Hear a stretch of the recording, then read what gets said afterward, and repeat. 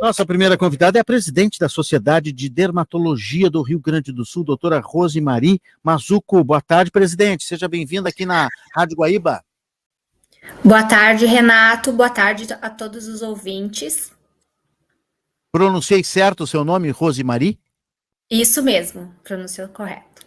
Vamos falar um pouquinho dos procedimentos estéticos, né? Porque voltaram aí à pauta depois de que causou a morte de um empresário, né? Com a utilização de um peeling, com um produto que não era bem o adequado. Não sei se ele era proibido, se ele era liberado, mas agora tem uma série de médicos, inclusive, querendo, né, a proibição de alguns procedimentos, inclusive a restrição de 7 procedimentos estéticos específicos. É mais o pessoal da cirurgia plástica, mas queria ouvir também a sua opinião como dermatologista e como presidente da Sociedade de Dermatologia no Rio Grande do Sul.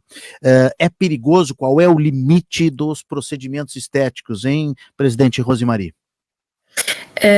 Primeiramente, Renato, eu gostaria de agradecer pelo convite, agradecer por você levantar essa pauta, que é uma pauta de bastante importância.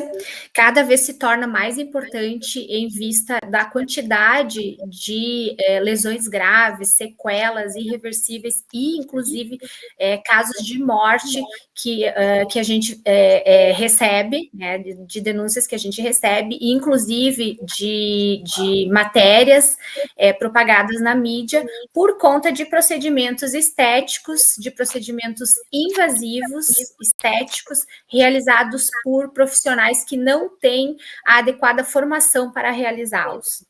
Então, no caso que você citou, nós tivemos, infelizmente, a morte desse rapaz de 27 anos em São Paulo, por conta de uma intoxicação. Não se sabe ainda se foi intoxicação por anestésico tópico ou intoxicação pelo próprio produto, que é o fenol, né, que é uma medicação usada na medicina há mais de 80 anos, mas ela tem que ser usada com cuidado por ser tóxica. Então, o fenol ele pode ser cardiotóxico, ele pode ser hepatotóxico e nefrotóxico. Então, durante o procedimento, o paciente pode, inclusive, ter uma arritmia cardíaca com parada cardíaca. E se o profissional não estiver, não for devidamente, não tiver formação adequada, não for médico, e não tiver a especialização, né? Então, não é só ser médico, ter a especialização para realizar esse tipo de procedimento e para atender a urgência ou a emergência que pode ocorrer durante o procedimento. Então, nós cada vez veremos mais esse tipo de caso. Né? Pois o Henrique, presidente, só para informar o nosso ouvinte, né, para quem não lembra, ou quem não sabe, o caso aconteceu no início de junho, o empresário Henrique Silva Chagas, 27 anos, passou por um peeling de fenol. Peeling é uma raspagem, uma espécie de tratamento do rosto para tirar marcas e os buraquinhos de cravos e espinhas, não é isso? O peeling, o termo significa descamação, né? Então, o peeling ele pode ser um peeling mecânico, né? Através da dermoabrasão, que você falou raspagem, né? Que no caso é a dermoabrasão, que pode ser bem superficial, mas pode ser uma dermoabrasão cirúrgica. E os mais comuns são os peelings químicos, então, que também tem várias profundidades. Existem os muito superficiais, os superficiais, os médios e os profundos. O fenol, ele se enquadra na classificação de peeling profundo. Ele é um peeling cirúrgico. Por quê? Porque ele remove todas as camadas da pele. Porque é uma substância química cáustica, né? E forte para tratar rugas, manchas na pele e cicatrizes. Uma queimadura na pele, e essa queimadura, ela vai faz com que a pele ative o processo de cicatrização e a pele se troca, enfim, se renova por uma pele mais jovem, com menos alterações, principalmente cicatrizes e rugas profundas, inclusive lesões pré-malignas. E o peeling com fenol, ele é contraindicado para pessoas com problemas cardíacos no fígado ou no rim. Para quem tem tendência a queloides, mulheres gestantes, lactantes, fumantes, e para quem está fazendo de alguns medicamentos antidepressivos. Eu estou olhando aqui no site da BBC. A senhora concorda? É isso? Tem essa restrição? Sim. Uma coisa muito importante que a gente deve entender é que o fenol, ele é um procedimento que tem poucas indicações, ele tem indicações restritas. Por exemplo, ele é indicado para casos de paciente com um envelhecimento muito grave, então, aquelas pessoas que têm um envelhecimento principalmente causado pelo sol, que a gente chama de fotoenvelhecimento, com rugas muito profundas, a pele amarelada, a pele engrossada, com a paciente assim, de pele muito clara, com lesões pré-cancerosas, e pacientes também com cicatrizes de acne ou outros tipos de cicatrizes. Além dessas contraindicações que tu citaste, esse peeling ele não pode ser realizado em pacientes que não possam realizar o pós-operatório de maneira adequada. Então, o paciente tem que ficar 1 mês em casa, né, praticamente, e nos próximos 3 a 6 meses precisa ter um acompanhamento médico para que a evolução seja uma evolução positiva. E outra questão é em relação ao tipo de pele, não é qualquer pele que pode receber o fenol. Então, peles hipersensíveis, peles muito finas, peles que a gente chama de fototipo elevado, então pessoas mais morenas não podem realizar esse tipo de peeling. Então, existem mais contraindicações do que indicações para a realização do peeling de fenol. Infelizmente, o que a gente viu foi essa... como é que eu vou te dizer, esse marketing gerado em cima do peeling de fenol, como se fosse uma grande novidade, e é uma medicação que a gente usa na medicina há quase um século, como eu já falei, e na dermatologia desde 1962.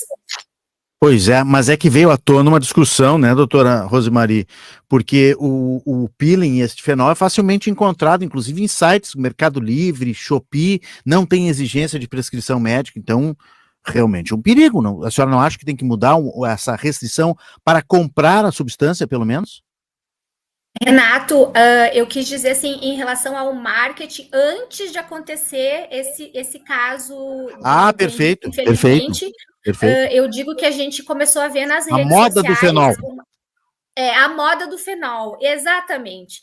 A gente tem modas, né? Então, cada 6 meses surge uma moda diferente, como se fosse uma grande novidade. Há 6 meses atrás era o endolaser, que também é um laser de fibra ótica que a gente utiliza na medicina há décadas, né? Eu, inclusive, já fiz muito endolaser na minha clínica, e com o advento dos lasers mais seguros, a gente acabou, assim, deixando mais de lado, por ser um procedimento que exige mais, né? Tem que ter todo um pós também, todo um preparo.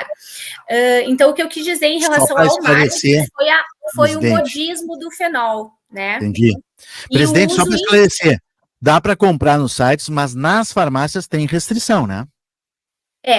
O fenol, as pessoas conseguiam comprar nos sites, no Mercado Livre, no Google, nas farmácias, inclusive, né? Nas farmácias era exigido, né, receituário médico, mas as pessoas conseguiam, enfim, de outras maneiras. Então, começaram a usar indiscriminadamente, como se fosse assim, a grande novidade, e assim, vai resolver todos os problemas, e é super fácil porque é só aplicar.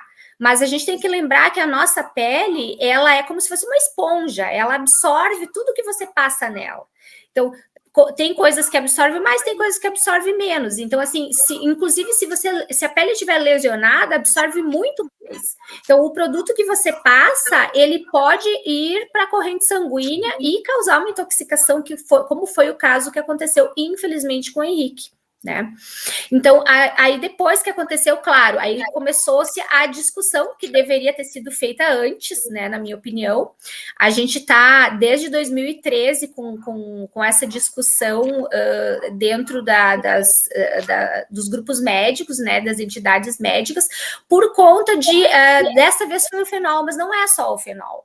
Nós temos tido uma epidemia de procedimentos invasivos realizados por profissionais sem formação médica. Então, são procedimentos... tu falaste no início sobre o dossiê, né? Esse dossiê, nós, da Sociedade Brasileira de Dermatologia Seccional, RS, ajudamos a elaborar esse dossiê, juntamente com o Distrito Federal, com Minas Gerais, com o Paraná e com a cirurgia plástica. O dossiê de complicações. O dossiê de complicações. Esse dossiê nós apresentamos no primeiro fórum sobre o ato médico, que aconteceu em abril, em Brasília, né, do Conselho Federal de Medicina, nós apresentamos esse dossiê.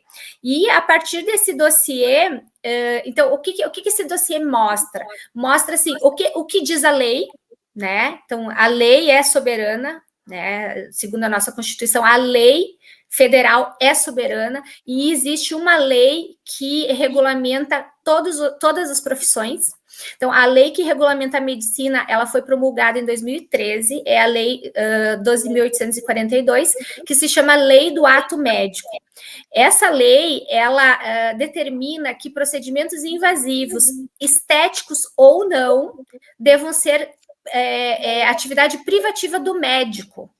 E a gente vê que, depois disso, muitos conselhos de outras profissões da área da saúde emitiram resoluções que contrariam a lei federal, né? Então, são resoluções que no momento, juridicamente falando, no momento que elas nascem, elas já estão indo contra a lei federal. Mas, até que a gente consiga reverter isso, já se foram aí 11 anos, né, de luta nesse sentido. Então, o que a gente vê é essa epidemia de complicações, né, infelizmente, e isso para nós, dermatologistas e cirurgiões plásticos, isso é a nossa rotina, infelizmente, a gente acaba tratando, né, essas complicações.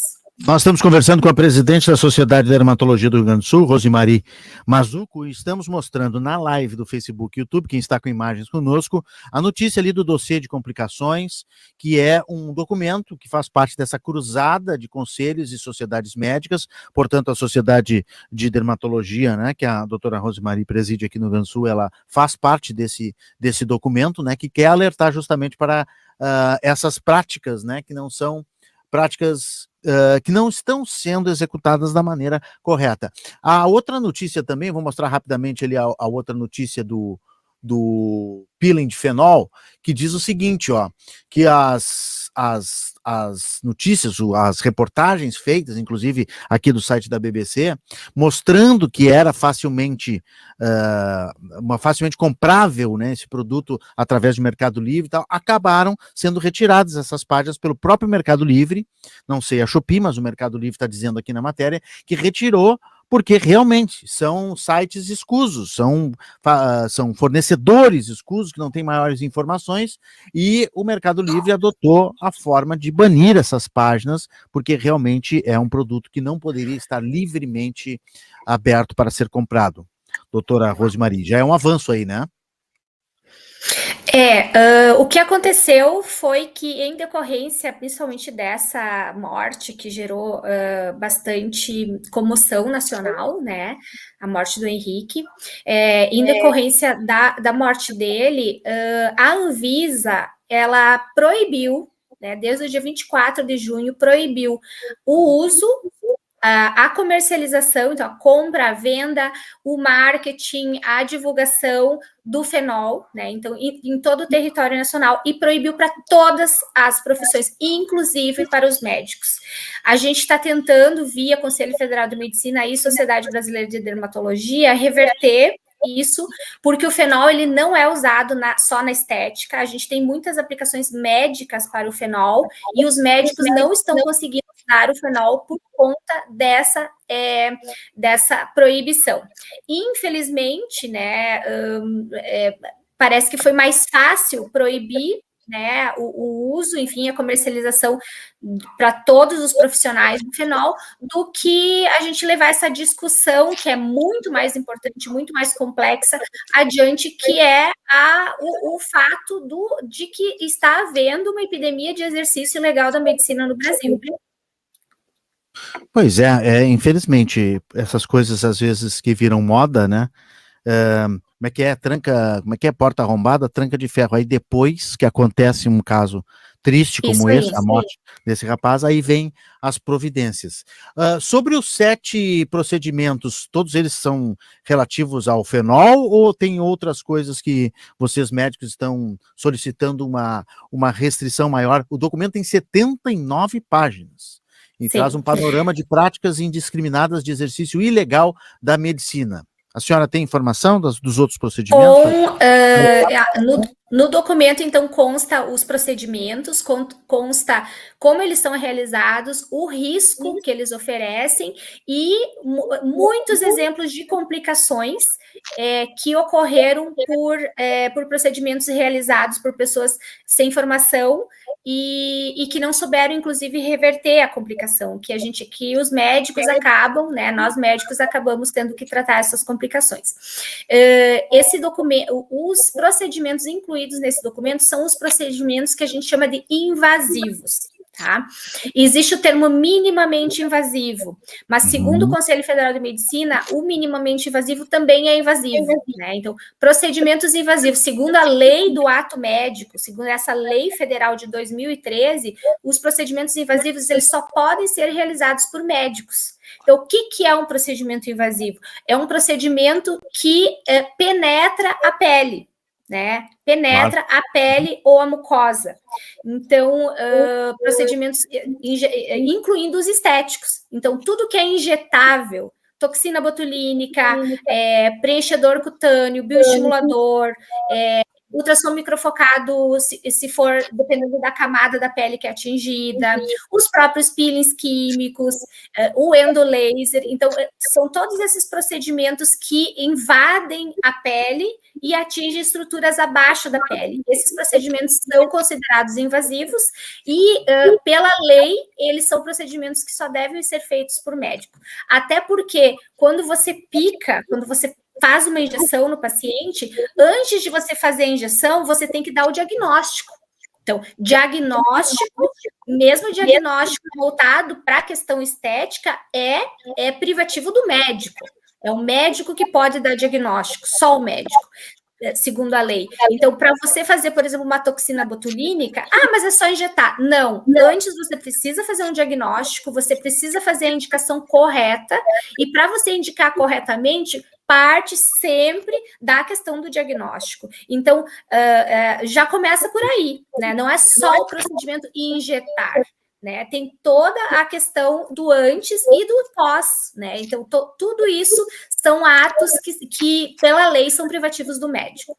Estamos vendo nas imagens do Facebook e YouTube, com a doutora Rosemaria aqui, nós estamos vendo a ilustração de algumas imagens de uma reportagem do Record News, canal de notícias 24 horas da Record, que diz justamente que o Conselho Federal de Medicina está pedindo a liberação do fenol somente para médicos, uma restrição para a utilização da medicina. E vamos lembrar, a Bíblia mais básica que existe, né, doutora Rosemaria? Antes de fazer qualquer coisa, consulte seu médico.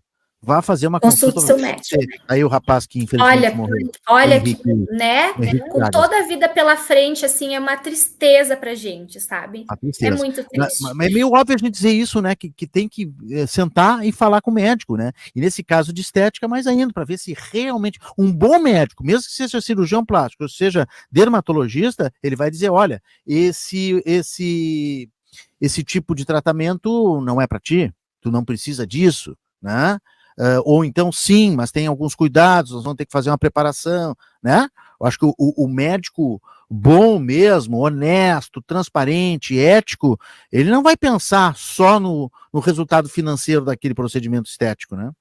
Ele vai pensar na pessoa antes, no seu paciente antes. Eu vou lhe falar, assim, como uma experiência de praticamente 30 anos que eu tenho na dermatologia e na medicina. É muito comum, né? Praticamente... para procedimentos mais invasivos, olha, de cada 10 pacientes que procuram a gente para fazer um procedimento mais invasivo, que tem um downtime, né, um cuidado maior, 7 a 8 a gente contraindica.